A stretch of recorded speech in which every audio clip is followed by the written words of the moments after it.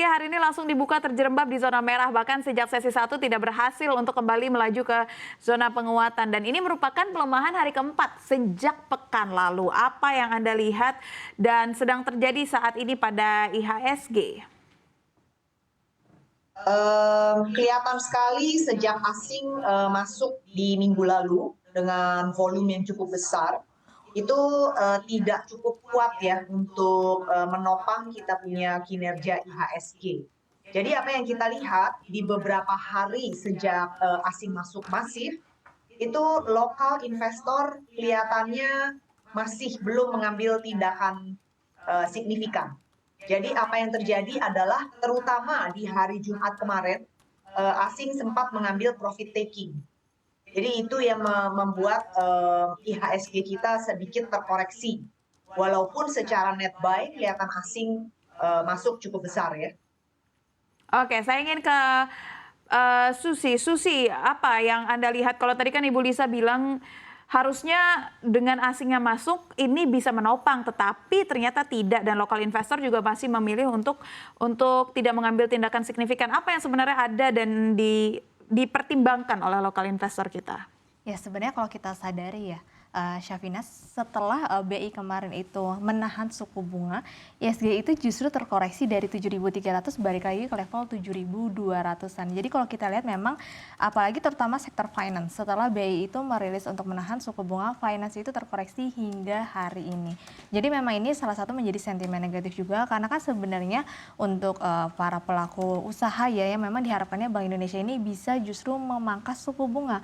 Karena otomatis ketika memangkas suku bunga, ketika para pelaku usaha ingin melakukan ekspansi bisnis, terutama untuk peminjaman kredit, ini bisa mendapatkan bunga yang lebih ringan. Kemudian saat itu selain dari perbankan juga, sektor properti juga kalau kita lihat justru memerah juga setelah BI memutuskan untuk menahan suku bunga. Karena kan biasanya untuk sektor properti ini juga rentan terhadap suku bunga ya. Kalau suku bunganya tertahan berarti kan bunganya ini masih tetap sama dengan seperti sebelumnya. Tapi kalau misalkan turun sesuai dengan ekspektasi pasar, ini kan justru bisa mendongkrak kinerja dari sektor properti. Karena kan kalau kita lihat sektor properti kita itu masih cukup lemah untuk saat ini. Oke, saya ingin kembali lagi ke Bu Lisa. Bu Lisa, kalau kita lihat sebenarnya pekan ini ada sejumlah sentimen yang mempengaruhi pergerakan IHSG mulai dari dalam negeri, Amerika Serikat hingga China.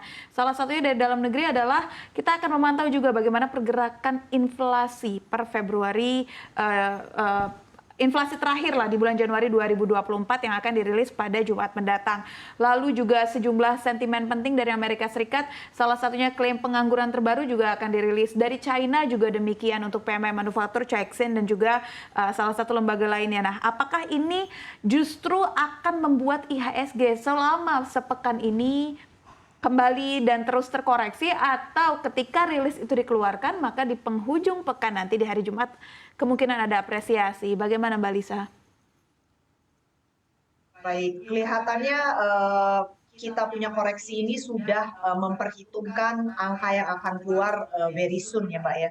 Jadi kita lihat angka CPE Amerika yang akan segera dirilis itu juga diekspektasikan akan mengalami kenaikan dari 0,2 menjadi 0,4%. Itu menunjukkan bahwa daya beli di Amerika Serikat sendiri juga mengalami kenaikan. Jadi tanda-tanda bahwa suku bunga akan mengalami adjustment atau penurunan itu tidak dilihat dalam waktu dekat, malah kelihatannya jadi sedikit lebih delay gitu. Nah sehingga impact IHSG itu kelihatan ada laggard ya. Jadi kita tidak bisa mengekspek bahwa IHSG ini akan mengalami signifikan increase in this coming week, terutama dengan uncertainty yang terjadi di negara-negara seberang kita, contohnya seperti China yang sekarang pun juga masih mengalami resesi. Meskipun dengan adanya rilis ekonomi dalam negeri yang memang diproyeksikan semuanya membaik, salah satunya juga inflasi, ini tetap bisa menjadi lagar, Bu Lisa. Betul sekali, terutama dengan BI mengetok palu bahwa BI rate tetap at a stagnant rate dan tidak ada tanda-tanda bahwa ini akan bisa diberlakukan pengurangan rate, itu juga tidak dilihat dalam waktu dekat. Terutama dengan hasil pemilu ya, maksudnya dengan quick count dan lain sebagainya, itu pun juga sentimen dari para petinggi kita yang mengincentivize makan gratis, susu gratis, itu semua akan lebih memicu pengeluaran negara. Jadi kami melihat ada potensi malah kenaikan inflasi di coming months, bulan-bulan mendatang.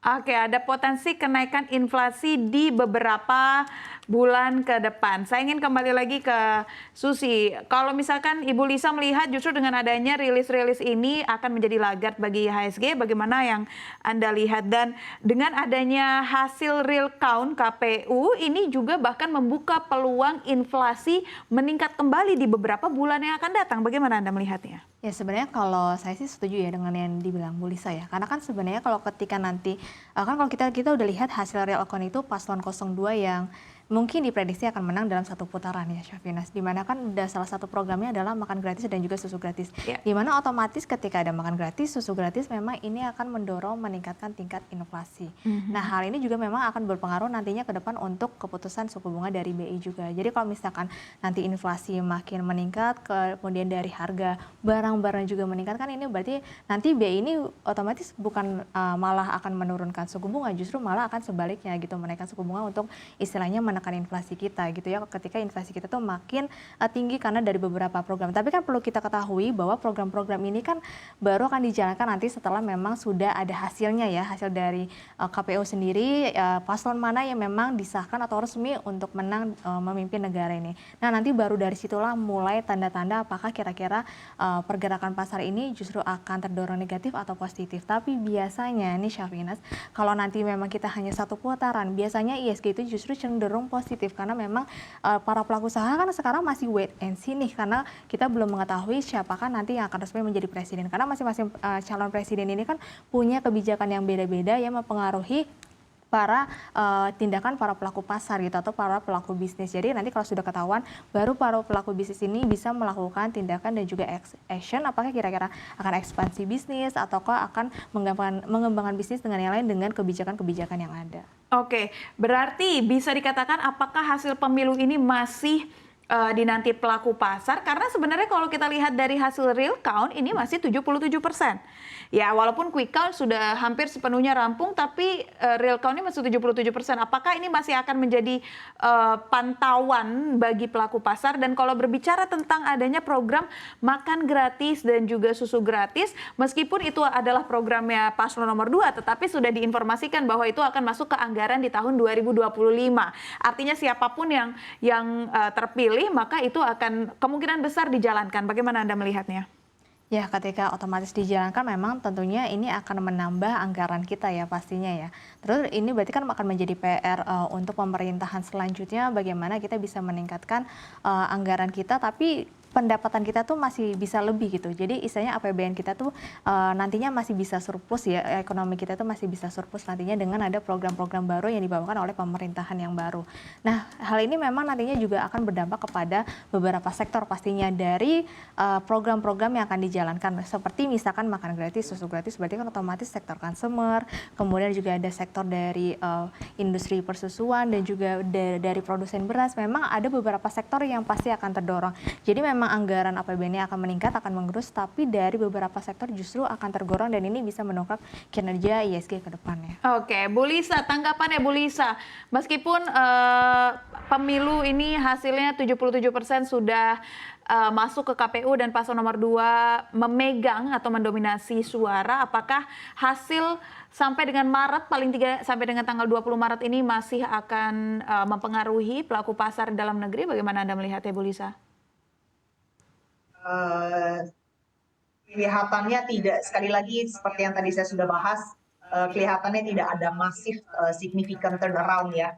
Malah kalau kami lihat dari segi sekuritas maupun aset manajemen, tentunya kita mengambil momentum-momentum di mana kalau kita lihat asing itu sendiri juga cenderung bergerak very agile, dalam arti mereka bergerak lumayan dinamis ya.